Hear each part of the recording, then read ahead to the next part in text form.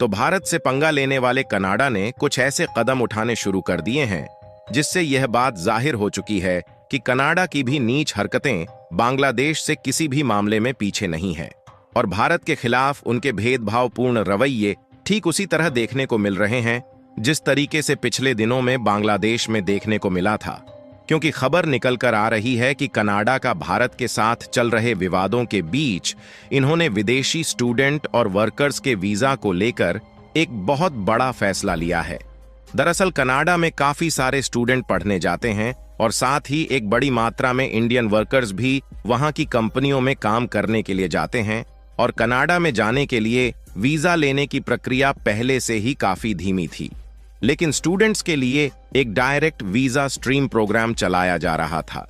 जिसके जरिए अभी तक भारत के या फिर अन्य देशों के जो भी स्टूडेंट कनाडा में पढ़ने जाते थे उन्हें तुरंत वीजा मिल जाता था। लेकिन कनाडा ने अब इसे समाप्त करने का फैसला ले लिया है।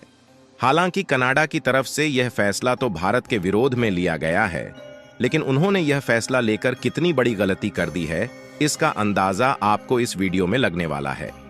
लेकिन आगे बढ़ने से पहले इस वीडियो को एक लाइक करके चैनल को सब्सक्राइब जरूर कर लीजिए, क्योंकि यह आपके लिए तो 1 सेकंड का काम है लेकिन इससे हमारी काफी बड़ी मदद होती है। देखिए, इस बात में दो राय नहीं है कि कनाडा की सरकार ने खालिस्तानियों का सपोर्ट करने के लिए भारत के खिलाफ ढेर सारे फैसले लिए हैं और उसमें उल्टा भारत को फंसाने की कोशिश की है। लेकिन कनाडा की तरफ से यह सब फैसला तब लिए जा रहे थे जब अमेरिका में बाइडेन की सरकार थी और वह आंख बंद करके कनाडा का सपोर्ट कर रहे थे। लेकिन जब से अमेरिका की सरकार बदली है तब से कनाडा में थोड़ा बहुत तो शांति आई है, लेकिन भारत की खिलाफत अभी भी उनके द्वारा की जा रही है, जिसमें सबसे पहले तो कनाडा की तरफ से एक ऑस्ट्रेलियाई चैनल को बंद किया गया जिसमें भारत के विदेश मंत्री एस जयशंकर ने कैनेडियन सरकार की सच्चाई दुनिया के सामने रखी थी। वैसे तो जब कनाडा की तरफ से ऑस्ट्रेलियाई चैनल पर एस जयशंकर के बयान को बैन किया गया तो दुनिया को यह बात मालूम चल गई कि इन सब मामले में कहीं ना कहीं कनाडा की ही गलती है, इसीलिए वह अपनी सच्चाई को छुपाने की कोशिश कर रहे हैं। इसीलिए उनके द्वारा एस जयशंकर को बैन करने के बाद ऐसा माना जा रहा है कि अब भारत को इन्होंने खुद निज्जर वाले केस से बरी कर दिया है।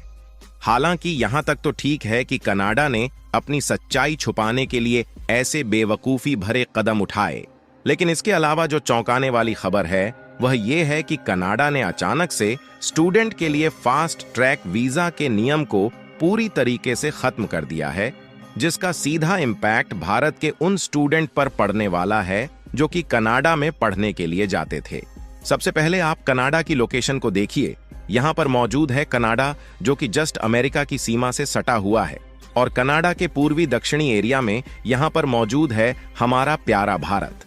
वैसे तो कनाडा की दूरी भारत से काफी ज्यादा है और लगातार हवाई रास्ते का उपयोग किया जाता है, तब लगभग 15 घंटे के आसपास का समय यात्रा में लग जाता है। लेकिन कनाडा एक पश्चिमी देश है और वेस्टर्न कंट्रीज का एजुकेशन सिस्टम काफी अच्छा माना जाता है, इसीलिए ऑस्ट्रेलिया, कनाडा, यूके और अमेरिका, इन सभी पश्चिमी देशों में काफी सारे विदेशी स्टूडेंट पढ़ने जाते हैं। लेकिन इन्हीं वेस्टर्न कंट्रीज में कनाडा ही एक ऐसा देश है जहां पर सबसे ज्यादा इंडियन स्टूडेंट विश्वविद्यालय स्तर पर अपनी पढ़ाई कंप्लीट करने के लिए जाते हैं। आपको बता दें कि पिछले साल 2023 में 4 लाख से भी ज्यादा इंडियन स्टूडेंट पढ़ाई करने के लिए कनाडा गए थे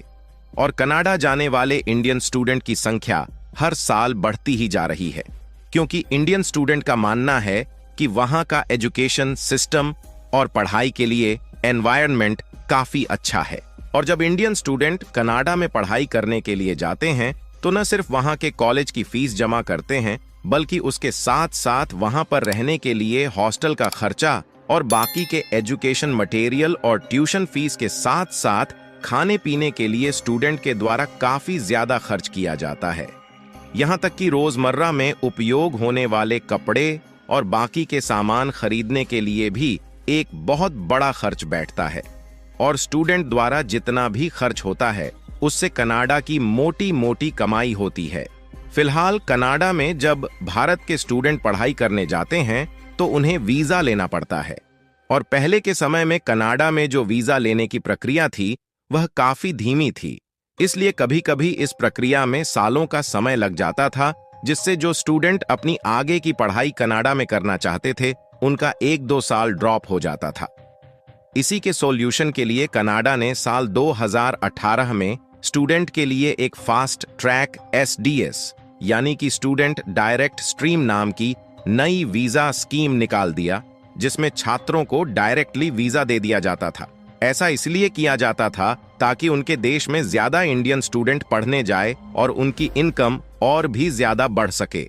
लेकिन अब जब भारत के विवाद कनाडा से बढ़ चुके हैं तो कनाडा को लगा कि अगर भारतीय स्टूडेंट उनके देश में पढ़ने जा रहे हैं तो इससे वह भारत पर बहुत बड़ा एहसान कर रहे हैं। इसीलिए कनाडा ने हाल ही में fast track SDS visa scheme को हटा दिया, ताकि कनाडा में विदेशी स्टूडेंट के तौर पर ज्यादातर इंडियन स्टूडेंट जो पढ़ने जाते हैं उनकी संख्या कम हो जाए। यानी कि यहाँ पर कनाडा ने भारत को गिराने की तरकीब के लिए इतना बड़ा फैसला जरूर ले लिया, लेकिन इसका परिणाम क्या हो सकता है इसको सोचना ही भूल गए।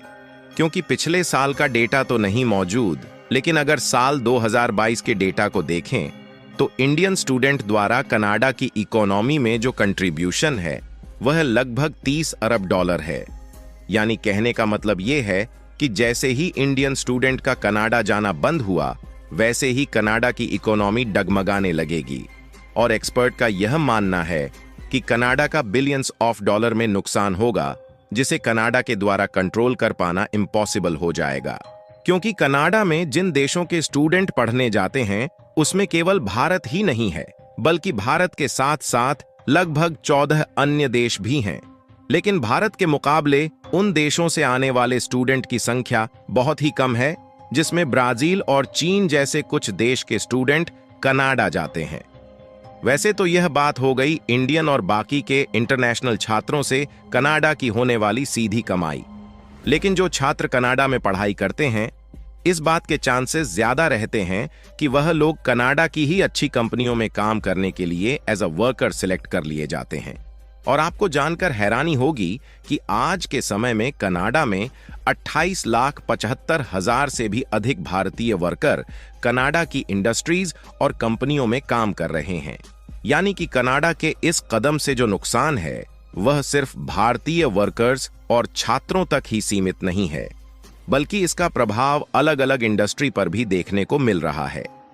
सबसे ज्यादा प्रभाव उन इंडस्ट्रीज पर पड़ेगा जो इंडियन वर्कर्स पर ज्यादा निर्भर हैं। यहां तक कि कई कंपनियों में ताला भी लग सकता है। यानी कि कुल मिलाकर इसका असर दोनों देशों पर देखने को मिलेगा और यह दोनों देशों के रिश्ते को पूरी तरह बिगाड़ सकता है।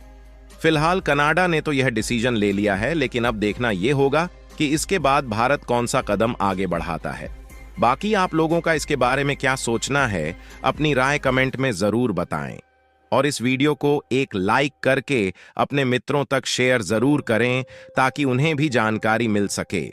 इसी तरह और भी नॉलेजेबल वीडियो देखने के लिए चैनल को सब्सक्राइब करके बेल आइकन को ऑल पर जरूर सेलेक्ट करें। जय श्री राम।